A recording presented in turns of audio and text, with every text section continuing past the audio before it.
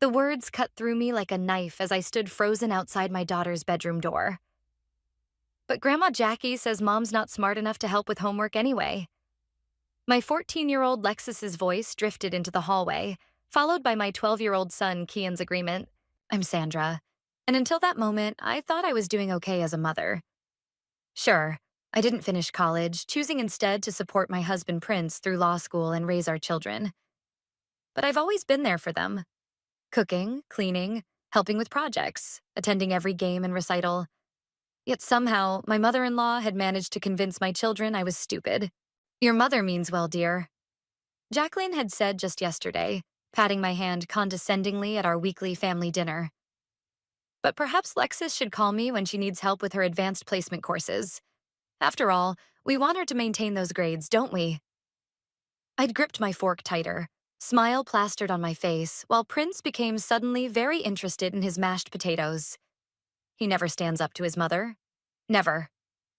Actually, I helped Lexus with her last history project, I'd said. She got an A. Jacqueline had laughed that tinkling laugh that makes my skin crawl. Oh, sweetheart, anyone can help stick pictures on a poster board. I'm talking about real academic assistance. Now, hearing my children echo her words, something inside me snapped. I pushed open the bedroom door. Is that what you really think? Both kids jumped. Lexus's face flushed red, but she lifted her chin defiantly. Well, you didn't even finish college, Mom. And you're always asking Dad for help with the big words in the newspaper, Kian added. I walked into the room and sat on Lexus's bed. Do you know why I didn't finish college? They shook their heads. Because I chose to support your father through law school instead. Someone had to work to pay the bills, and someone had to take care of you too. That was my choice. It doesn't make me stupid. But Grandma Jackie says, Grandma Jackie doesn't know everything. My voice came out sharper than intended. I took a deep breath. Did you know I had a full scholarship to UCLA before I met your father? Their eyes widened. This was news to them. Mom, why didn't you ever tell us? Lexus asked. Because I've never regretted my choice to put our family first. But maybe... I stood up, a plan forming in my mind. Maybe it's time for some changes around here. That evening, I confronted Prince in our bedroom. Your mother has to stop undermining me in front of the kids. He sighed, loosening his tie. She means well, Sandra. Does she? Because today I heard our children discussing how I'm too stupid to help with their homework. Is that meaning well? She's just traditional.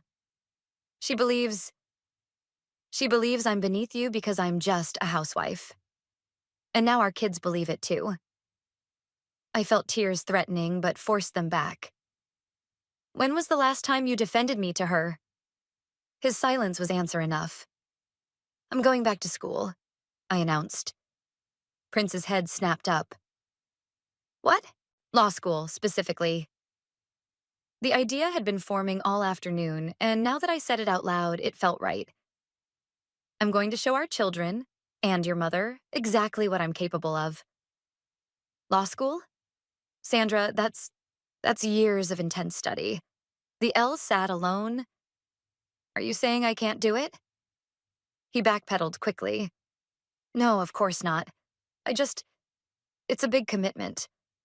What about the kids? The kids need to see their mother as someone worthy of respect. Right now, thanks to your mother, they don't. I moved to the door, then turned back. I'm doing this, Prince. Either support me or get out of my way. That night, I lay awake planning. Tomorrow, I'd call my best friend Bianca. She'd help me figure out the first steps. I'd need to study for the LSAT, research schools, figure out financing. The path ahead looked daunting, but every time I closed my eyes, I heard my children's voices. Mom's not smart enough. Well, Jacqueline Howard, I thought. Just watch me prove you wrong. I'm done being the quiet, accommodating daughter-in-law. I'm done letting you shape how my children see me.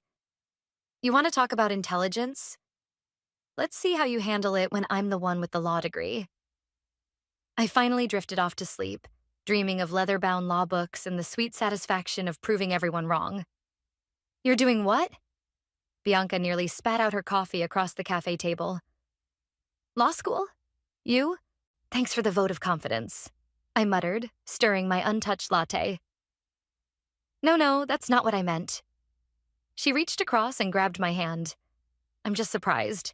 But honestly, it's brilliant. It's exactly what you need to do.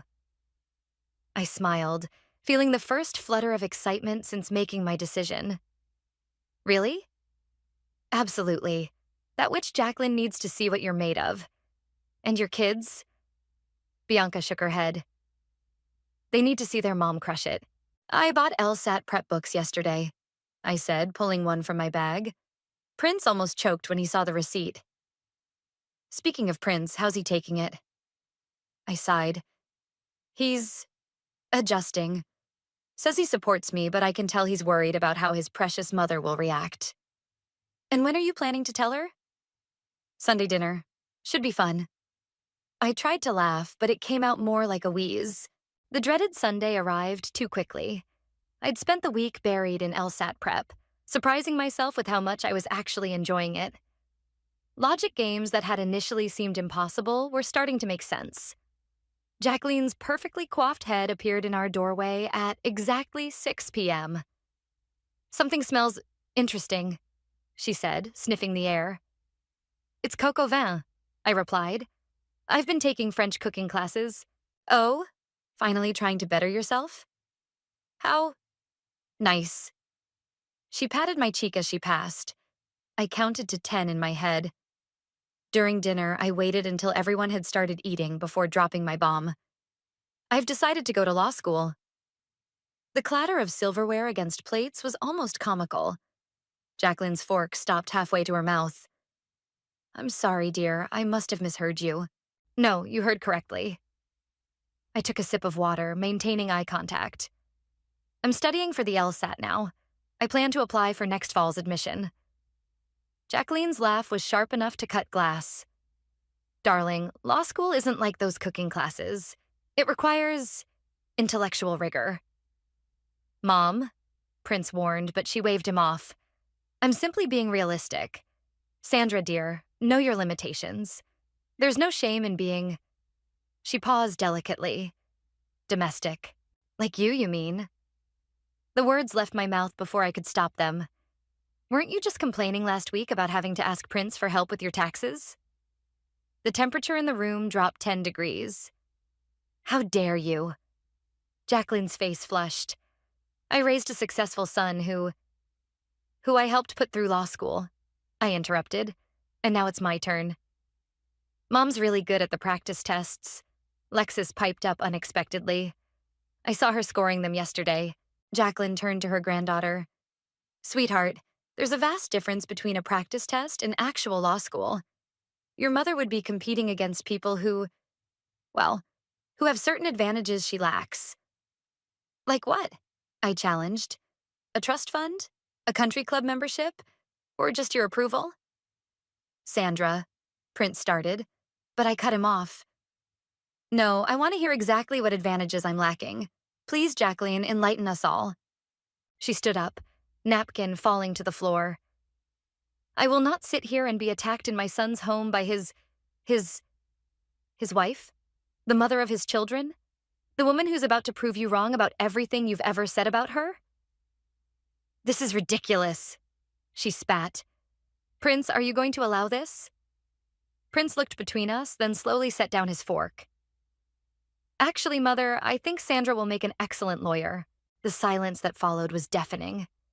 Jacqueline's mouth opened and closed like a fish out of water. I think we're done with dinner, I said calmly, standing up. Lexis, Kian, please help clear the table. This isn't over, Jacqueline hissed as she gathered her things to leave. You're making a fool of yourself, and worse, you're embarrassing my son. I held the door open for her. You know what, Jacqueline? You're right about one thing. This isn't over. It's just beginning. After she left, Prince wrapped his arms around me. That was intense. Are you mad? He kissed the top of my head. No, I'm proud. And a little scared of you. I laughed, feeling lighter than I had in years. Good, because I meant every word. I'm doing this. Later that night, I called Bianca to recount the evening. You actually said that to her face? She squealed. God, I wish I'd been there. It felt good, I admitted. Really good. But now I have to back it up. You will, she said firmly, and I'll help you every step of the way. I hung up and opened my LSAT prep book, more determined than ever. Jacqueline had unknowingly given me exactly what I needed. The fire to prove her wrong. Mom, where's my soccer uniform? Kian shouted from upstairs. Laundry room, I called back, highlighting another passage in my LSAT prep book. Third shelf. Mom, can you proofread my essay? Lexus appeared in the doorway, laptop in hand. Give me 5 minutes to finish this section. I glanced at the kitchen clock, 6:45 a.m. The kids needed to leave for school in 20 minutes, and I had my LSAT prep course at 9. 6 months had passed since the dinner confrontation with Jacqueline. 6 months of juggling household duties, kids' activities, and intensive studying. Dark circles had become my permanent accessories, but my practice test scores were steadily climbing. This doesn't make sense, Lexus said, peering over my shoulder at my logic games practice. How can you understand this stuff? I smiled. The same way you understand algebra. Practice and persistence. The doorbell rang unexpectedly. I opened it to find Jacqueline, immaculately dressed as always. I thought I'd drive the children to school today, she announced, sweeping past me. Give you more time for your studies. The way she said studies made it sound like a dirty word. That's not necessary, I started, but Kian was already bounding down the stairs. Cool. Grandma Jackie, can we stop for breakfast? Of course, darling. Anything you want. She shot me a triumphant look. Unlike some people, I have time for my grandchildren. I bit my tongue, remembering my therapist's advice about choosing my battles. Fine. Kids, have a good day. After they left, I threw myself into studying until it was time for my prep course. The local library had become my second home, and today I arrived to find an unexpected ally. Sandra, Moses, a retired judge who volunteered at the library, waved me over. I was hoping you'd come in today. I have something for you. He pulled out a stack of old law school textbooks. These helped me through my first year. They're yours if you want them. I haven't even taken the LSAT yet, I protested. But you will, and you'll pass.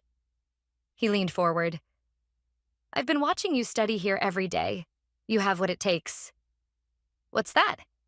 Determination, and something to prove. He winked. The best lawyers always do. Later that afternoon, I was deep in a practice test when my phone buzzed. A text from Prince. Mother just called. Says she's worried about the kids. Says they're being neglected. My hands shook as I typed back. Because she drove them to school one time? She mentioned Kian's grade in math dropped. It dropped from an A to an A. One assignment. I'm handling it. I know. I told her that. Just wanted you to know what she's saying. I was about to respond when another text came through, this time from an unknown number. It was a screenshot of a social media post. Jacqueline lamenting about modern mothers who prioritize their vanity projects over their children's well-being. Bianca called seconds later. Did you see what that witch posted? Just now. I tried to keep my voice steady. She's trying to get to me. Don't let her. How's the studying going? Good. Really good, actually. Moses gave me his old textbooks today. The retired judge? That's huge. Bianca paused. Hey, want some interesting info about your mother-in-law? What kind? My cousin works at the country club. Apparently, Jacqueline's been late with her membership dues. 3 months running. I sat up straighter. Really? Yep. Rumor has it she's having money troubles. Her investment guy made some bad calls. This information settled in my mind like a seed. I filed it away for future reference. That evening, I helped Kian with his math while dinner simmered on the stove. Lexus sat at the kitchen counter working on her homework. Mom, she said suddenly, I told Grandma Jackie she was wrong about you. I looked up. What do you mean? She said you were being selfish, choosing studying over us. I told her you still help us with everything. You just sleep less. Lexus smiled. I told her you're showing us that it's never too late to follow your dreams. Tears pricked my eyes. Thank you, sweetheart. Also, Kian added, I told her you're way better at explaining math than she is. I laughed, pulling them both into a hug. I love you guys. Later, after the kids were in bed, I sat with my practice materials, energized despite the late hour. Jacqueline might be trying to tear me down, but she was only making me stronger. And if what Bianca said about her financial troubles was true, well, karma had a way of evening things out. I opened Moses's textbook and began to read, a small smile playing on my lips. The LSAT was in 3 weeks, and I was ready. Congratulations to our graduating class. The dean's voice boomed across the law school auditorium. 3 years of relentless work, sleepless nights, and proving everyone wrong had led to this moment. I spotted my family in the crowd. Prince beamed proudly, while Lexus and Kian held up a homemade banner. Way to go, Mom. Notably absent was Jacqueline, who developed a convenient migraine this morning. After the ceremony, Bianca rushed over, nearly tackling me with a hug. You did it, and with honors. Take that, Jacqueline. Speaking of the devil, Prince muttered, nodding toward the entrance. There stood Jacqueline, looking uncomfortable in last season's designer dress. Another sign of her continuing financial struggles. Sandra, she said stiffly, air kissing my cheek. I suppose congratulations are in order. How's your migraine? I asked sweetly. Before she could respond, Moses appeared. There's my star student. Ready for your first day at the firm next week? Jacqueline's eyes widened. You've already secured a position? Top firm in the city, Moses said proudly. I recommended her myself. I watched Jacqueline's face cycle through various emotions before settling on a tight smile. How fortunate. 1 week later, I walked into Harrison and Wilcox law firm, armed with a new briefcase and determination. Moses had pulled strings to get me in, but now I had to prove myself. You must be Sandra, a sharp voice said. I turned to find a younger woman in a power suit that probably cost more than my monthly mortgage payment. I'm Heidi. I'll be showing you around. Her tour felt more like an interrogation. So, you're Moses's pet project? Must be nice having connections. I earned my place here, I replied firmly, just like everyone else. She smirked. We'll see about that. The next few months were a blur of case files, court appearances, and office politics. Heidi seemed determined to see me fail, but I channeled my years of dealing with Jacqueline into handling her with grace. Your brief on the Martinez case is actually not terrible, Heidi admitted one late night, dropping a file on my desk. High praise indeed, I said dryly, not looking up from my computer. She hesitated. Look, I may have been a bit harsh initially. A bit? Fine, I was a total witch. But you've proven yourself. She sat on the edge of my desk. And I heard about how you handled the Thompson negotiation today. Pretty impressive. I finally looked up.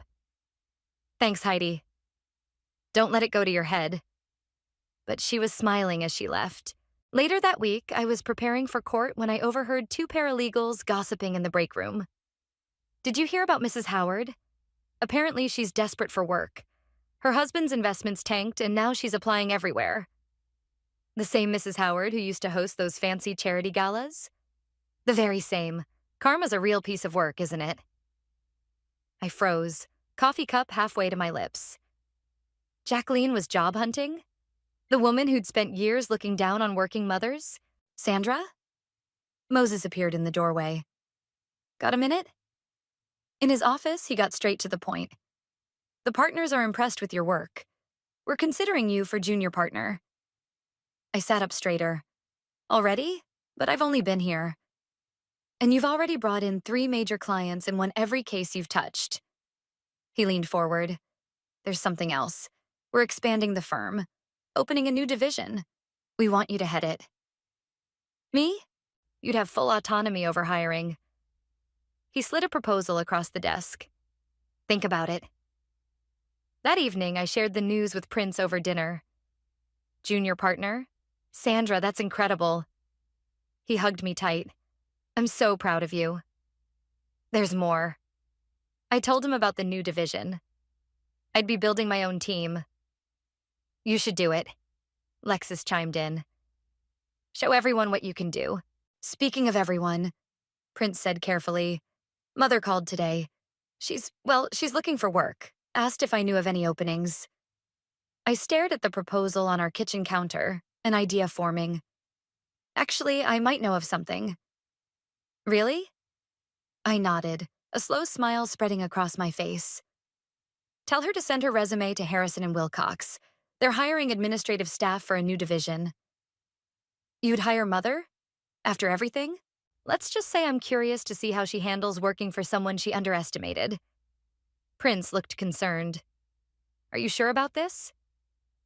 I thought about all the times Jacqueline had belittled me, all the snide comments and condescending looks. Oh yes, I'm very sure. Tell her to send that resume in. Sometimes karma needs a little push in the right direction. Mrs. Howard is here for her interview, my assistant announced through the intercom. Send her to conference room B, I replied. And make sure Heidi handles the initial interview. I watched through the one-way glass as Jacqueline entered, wearing a suit that had definitely seen better days. Her usual confident stride was replaced by something more hesitant. Mrs. Howard. Heidi greeted her professionally. Please have a seat. Thank you for seeing me, Jacqueline said, her voice lacking its usual imperious tone. I understand you're looking for administrative staff? Yes, for our new division. The director is quite particular about who we hire. Heidi glanced at Jacqueline's resume. I see you haven't worked in an office environment before. I've managed numerous charity events and professional experience, Heidi interrupted. Paid positions? Jacqueline shifted uncomfortably. No, but I'm a quick learner. Heidi made a note. The position requires computer proficiency. Are you familiar with modern office software? I use email? I had to suppress a laugh. How many times had Jacqueline mocked my menial skills with computers? We'll need references, Heidi continued. Professional ones. Would my country club membership committee? Former employers, Heidi cut in again. Though I understand you've had to give up your club membership recently?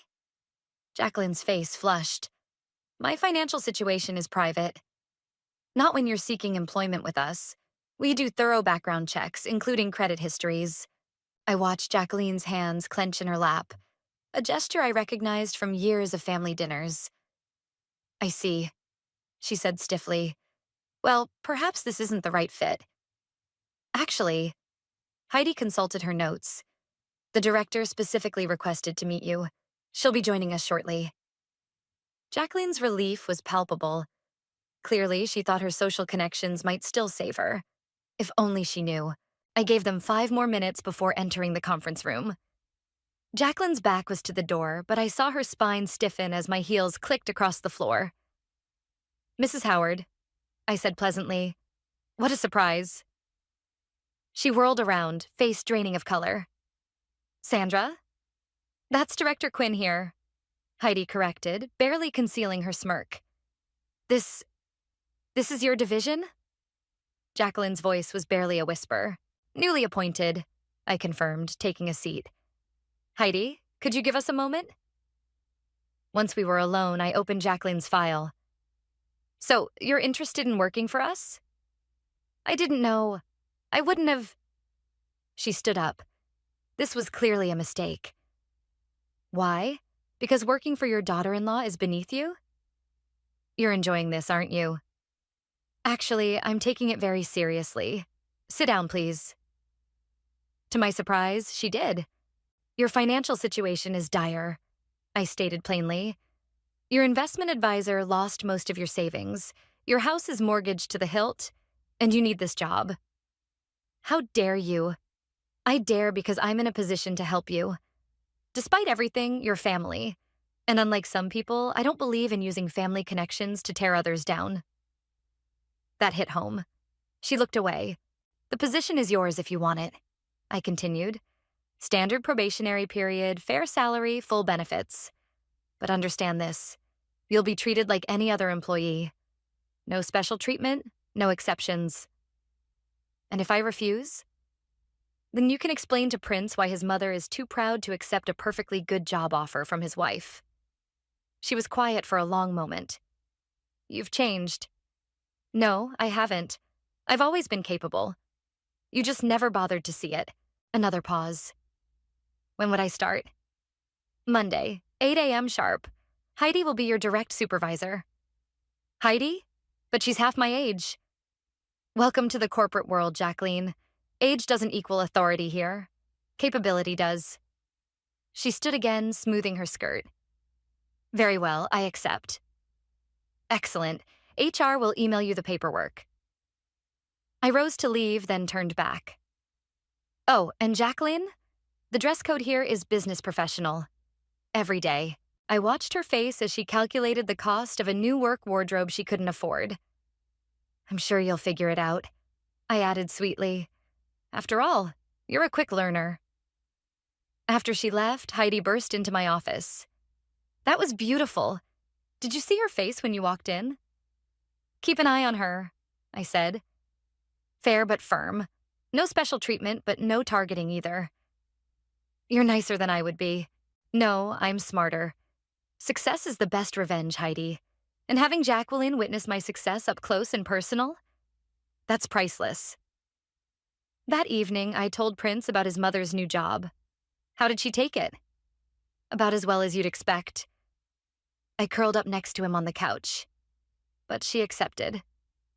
Are you sure about this? I thought about Monday morning when Jacqueline would have to answer to me. Oh yes, I'm very sure. Sometimes the best lessons come from walking in someone else's shoes. You're late, Mrs. Howard, Heidi announced as Jacqueline rushed into the office at 8:15 a.m., 3 weeks into her employment. That's the third time this week. The traffic was terrible, and I had to take the bus because everyone else manages to arrive on time. Heidi interrupted, including those who take public transportation. I watched the exchange from my office, noting how Jacqueline's shoulders tensed. She wasn't adjusting well to being on the receiving end of authority. These need to be filed by noon, Heidi continued, dropping a stack of folders on Jacqueline's desk. And Director Quinn needs the Thompson briefs proofread before the client meeting at 2. I haven't finished yesterday's filing yet, Jacqueline protested. Then I suggest you work through lunch. As Heidi walked away, I saw Jacqueline mutter something under her breath, the same way I used to when she'd make her little comments at family dinners. Sandra? Moses appeared in my doorway. Got a minute? Inside his office, he closed the door. How's your mother-in-law working out? She's struggling, I admitted. But she's trying. I overheard her being rather sharp with the junior associates yesterday. I know. Old habits die hard. Sandra? He leaned forward. I understand what you're doing, but don't let personal satisfaction cloud your professional judgment. I won't, I promised. Give her 1 more week. If she doesn't improve, I'll handle it. Later that afternoon, I passed by the break room and heard Jacqueline's voice. It's absolutely ridiculous, she was saying. That girl Heidi is barely out of law school, and she thinks she can order me around like some servant. That girl is your supervisor, another voice responded, Maria from accounting. And you're the one who applied for an entry-level position. Well, I never expected to be treated like regular staff? Maria's voice turned cold. Because you're Sandra's mother-in-law? Maybe that's exactly why you need to prove yourself more than anyone. I chose that moment to walk in. The room fell silent. Mrs. Howard, I said professionally, how are those Thompson briefs coming along? I'm working on them. Good. I need them on my desk by 1:30. I poured myself coffee and left, feeling their eyes on my back. Around 1 o'clock, Heidi came to my office. We have a situation. Your mother-in-law made Rebecca cry. Rebecca was our newest paralegal, fresh out of school and eager to learn. What happened? Rebecca asked for help finding a file, and Jacqueline told her she was too incompetent to work here and should go back to serving coffee. I closed my eyes briefly.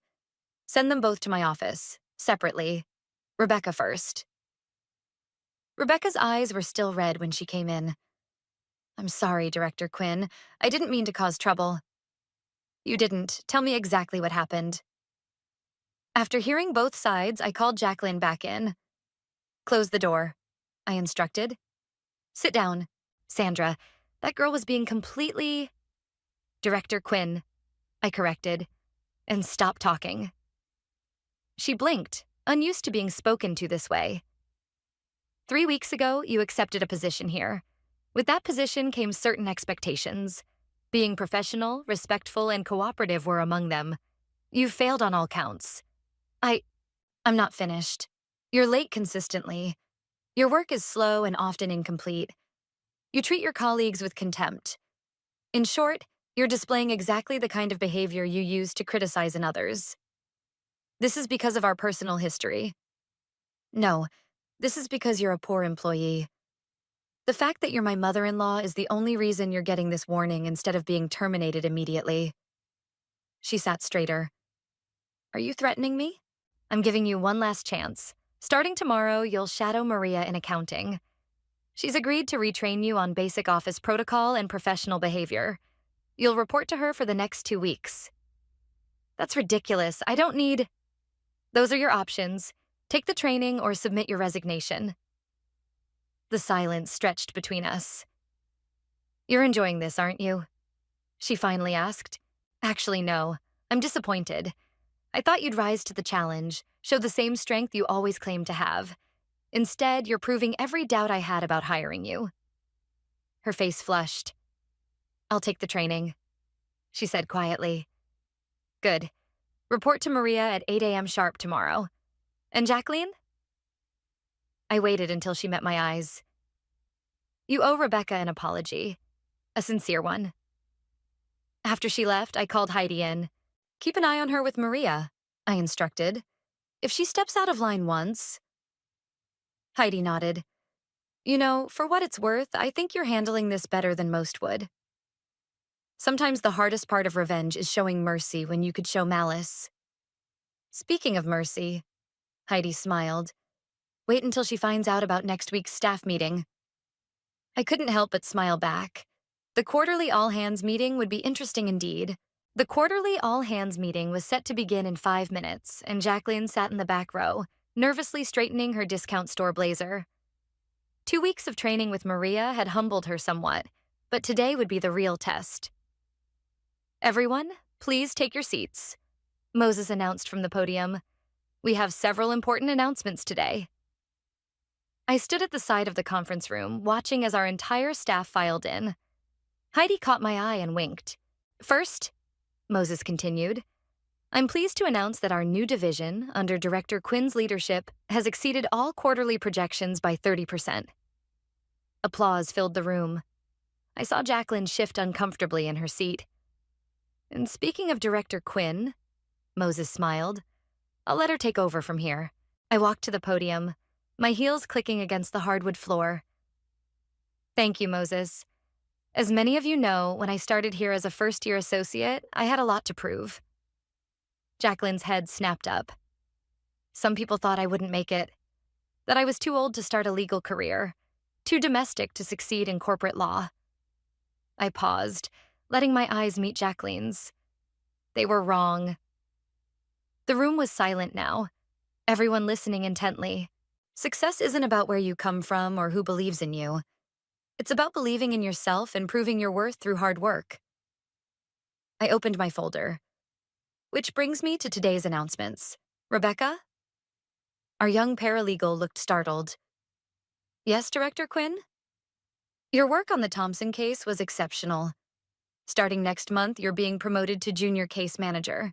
Rebecca's eyes filled with tears as people around her offered congratulations.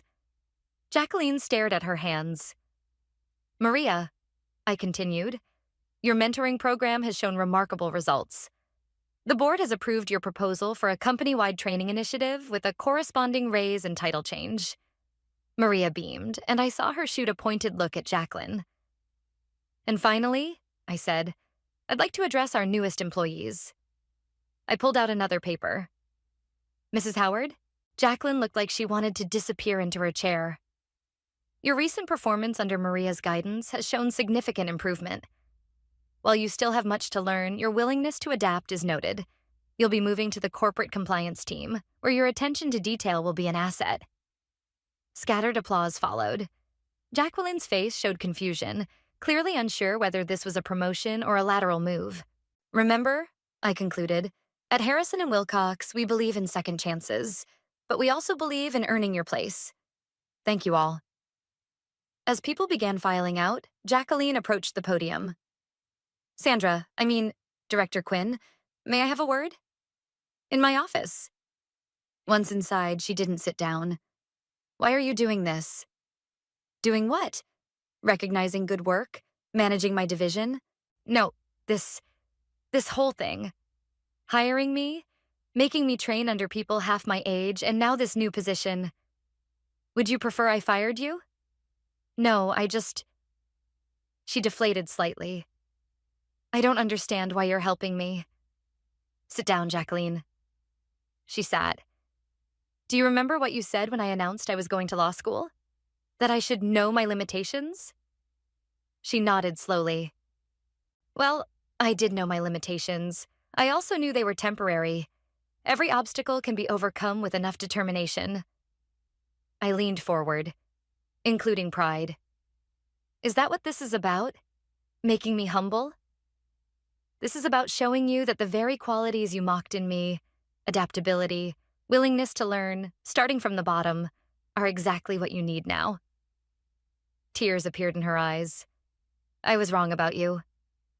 I know. And I'm sorry. I know that too. I handed her a tissue. Your new position starts Monday. Don't be late. She stood to leave, then paused. The children, my grandchildren, they're proud of you, aren't they? Yes. And they can be proud of you too if you let them see what grace looks like in the face of adversity. After she left, Heidi burst in. That was amazing. Did you see her face during your speech? It wasn't about her face, I said. It was about her understanding. Still, it must feel good. I thought about it. You know what feels better? Knowing my kids are seeing that success doesn't mean crushing others. It means lifting yourself up, and sometimes, if you're strong enough, lifting up those who tried to hold you down.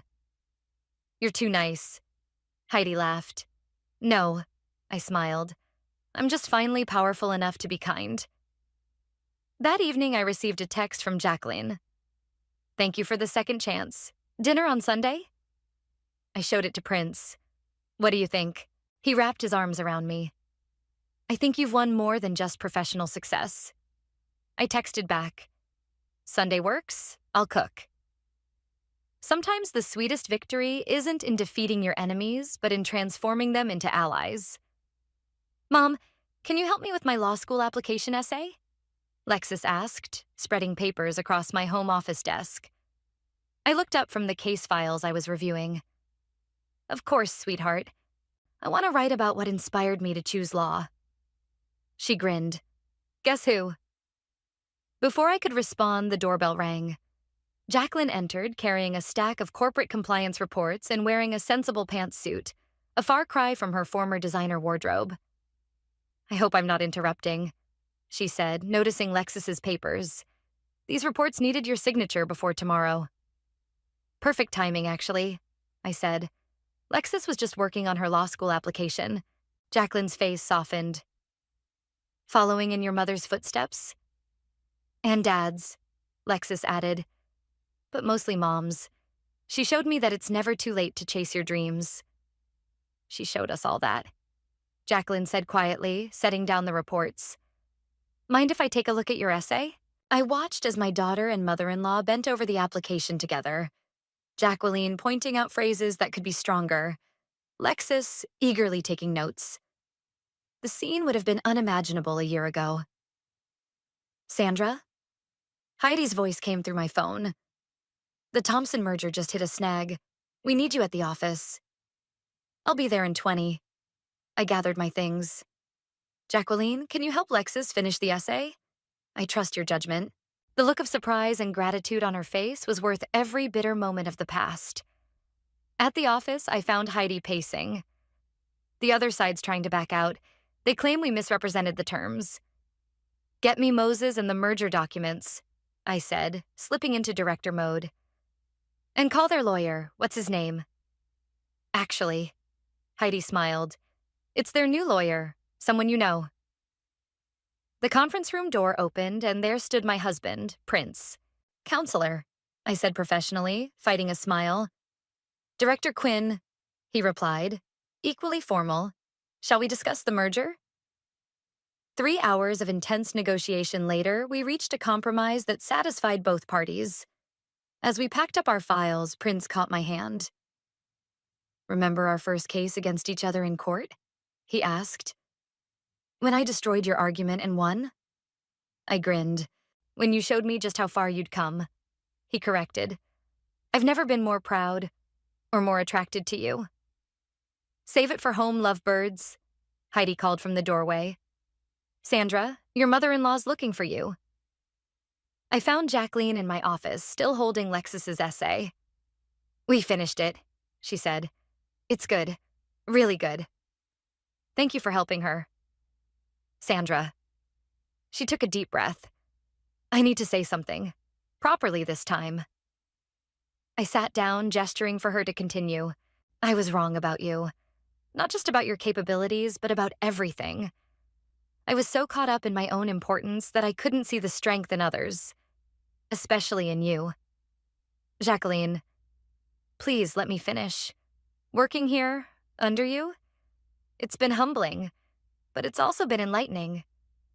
You could have crushed me. Instead, you taught me. You gave me dignity when I had none left. Everyone deserves a chance to reinvent themselves, I said. You did more than reinvent yourself. You became someone better while staying true to who you are. I admire that. The words hung in the air between us, healing old wounds. Want to know something funny? I asked.